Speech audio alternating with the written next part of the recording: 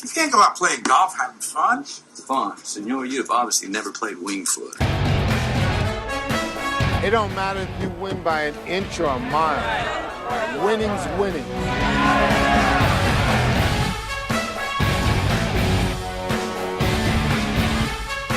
You've got to be kidding me, Vegas. On Monday night. There's my picks for this week. Now, if you want next week's picks, I can give you those by Friday. Hello, everyone, and welcome to Lucky Week number 7 of the Wingfoot Locks for you. We have a great podcast filled with winners, and we are going to go streaking this week. Chris Portente has guaranteed me, don't worry, it's a good thing we're talking about picking our second straight Wingfoot Lock winner, and we got a little twist on it this week. We'll explain a little bit. As always, with us, we have Chris Portente and Greg Hoyle. I hope you're following hashtag According to Hoyle, because he continues to put out winners over there as well, especially on the college football locks. Unfortunately, we don't talk about those here. Greg, maybe we should start a podcast here talking about the college football locks if you continue on this trend. What do you think? Nobody wants to hear me twice. All right, once is enough. So let's give it to him quick. I love this. So we're going to start with the Thursday night special, and we got a head-to-head between you guys here. Kansas City -3 as they head into Denver for the Thursday night game. Greg, I'm going to let you start this one. You can bat lead off. You like Denver plus the points in this one. Why? Yeah, so I'm going Denver plus the points. Just to, I like the equation that Indy put out there 2 weeks back. Denver's been playing close games at home. They won the last one. They lost the first two by 2 points each. So granted, they weren't, the Chiefs coming in, but cluster injuries for the Chiefs on offensive line, defensive line. Don't like that.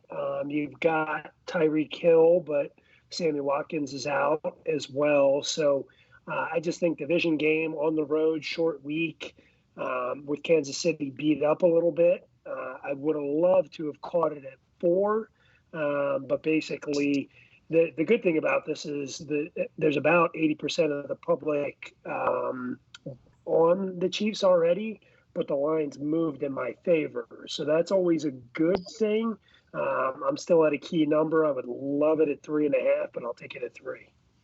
All right. That's a concise breakdown and some really relevant information there. So Chris, you though are going to go with the Kansas City Chiefs in this one.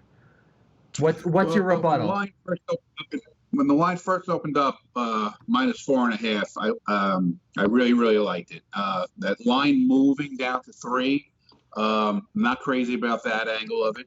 The 80%, 80-20 rule is in play here. I'm not crazy about that, but there's some numbers here that are hard for me to go against.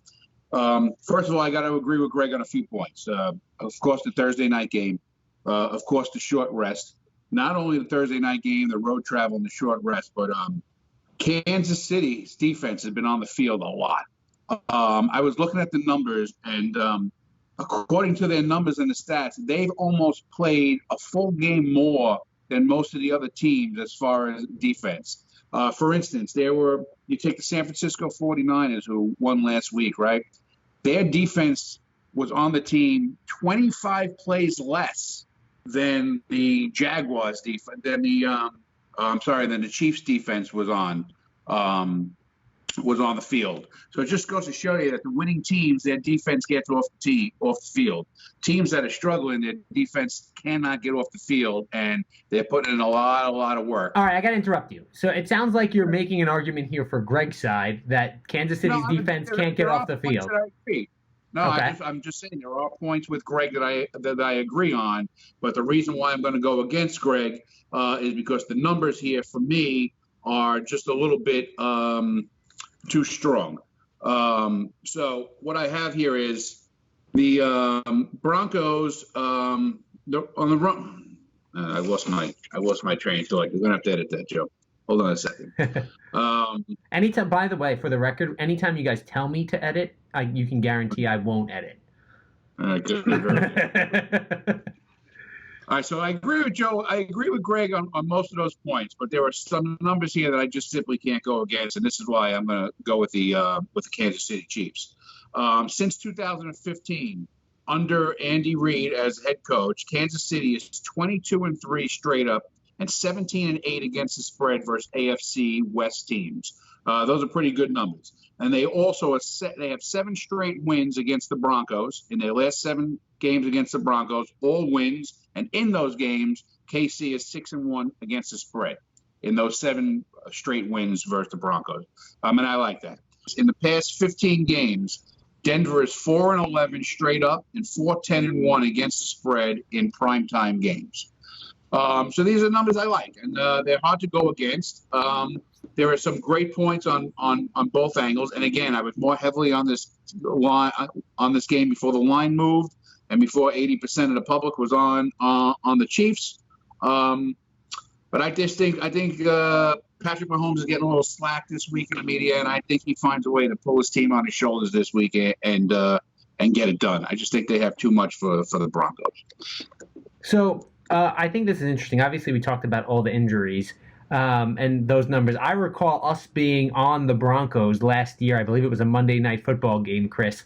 The Broncos were getting about 5 points against the Kansas City Chiefs at home, and it took that backwards, no-look, whatever pass from Mahomes to get that touchdown and come back. It looked like the Broncos were in there the whole way. So I've seen them limit this Kansas City Chiefs offense. And I think, outside of really 2 roughing the passer calls that they had against them, the Broncos, they could easily be 4-2. And this could be a matchup for first place in the division. So I see that. And I think a Mile High, going to play there on a short week, Greg, I think that, that really does pose some tough sledding, and especially when your team is banged up, so you figure your depth chart's not going to be that good there. Tyreek Hill scares me. I think you saw the difference with him out, but I think the biggest thing is the offensive line. Mahomes has been running and for his life, and obviously he can extend plays in the pocket. I think we've seen a little bit with Russell Wilson too this year, but I think it's different when you have Tyreek Hill on the other side being able to extend those plays rather than some of the other wide receivers. It's harder to cover him for 5 seconds than it is to cover some of these other wide receivers for 5 seconds. So I could see a couple big plays in there. But I think the stat that rings truest to me and is going to be most prevalent in this game is, Chris, you said it, is that this Kansas City defense cannot get off the field.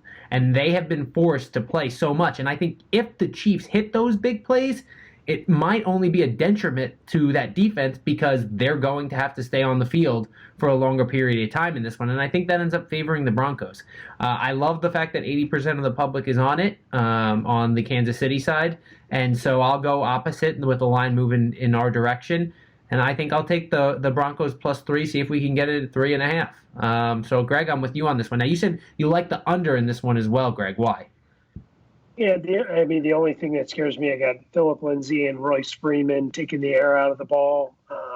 I think the Indy game is really what we want to point at of, kind of a game manager at Brissett and Flacco just manage the game with some weapons and then really just cram it down their throat for the last, third and fourth quarter, right? So keep that defense on the field. So, if I'm picking between the two, I'm going with the +3. I wouldn't do, I stay away from those parlays, right? Where it's, if you got one right, you got the other wrong and you lose outright. So I just do them as separate bets and hope that the handicap is correct.